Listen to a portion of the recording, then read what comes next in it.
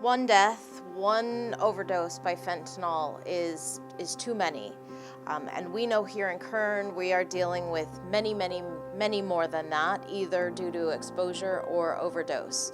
At Kern BHRS, we are seeing the impacts of fentanyl use every single day.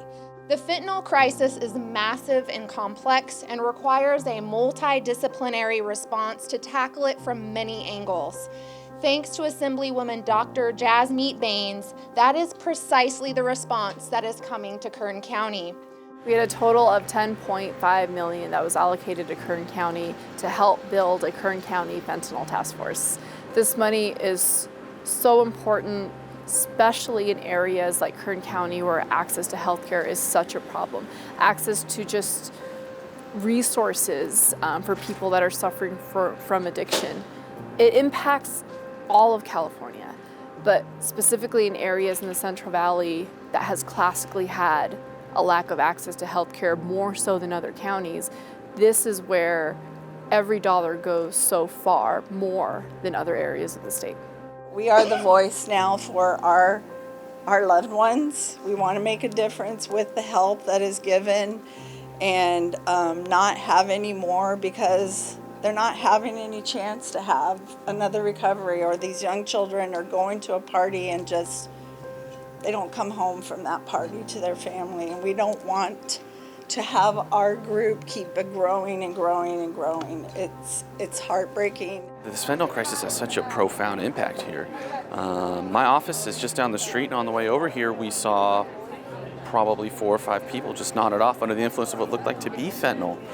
And it's everywhere, and it's one of those issues where it doesn't matter how affluent you are, how educated you are, the color of your skin, how much money you make, it doesn't matter.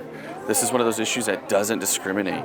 With having law enforcement be involved with it as well too, it could be an educational aspect for the communities that we serve, for them to know, listen, yes, there is an issue. We're not going to hide behind this and say we don't have an issue here. Every community does have some type of issue having to deal with addiction, mental health. And when we talk about addiction and mental health, this is something that we can't, obviously, when it comes to the addiction side, arrest our way out of this issue. Right? What we can do is we collectively come together on an enforcement approach to make sure that these dealers aren't dealing within our communities.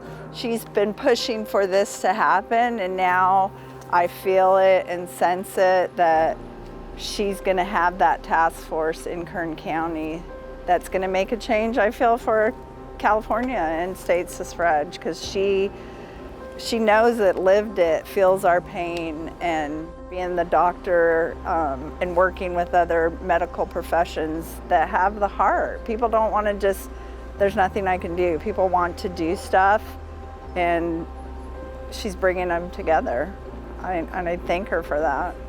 Every heartbreak is an opportunity to change something and leave the world in a better place than when you found it.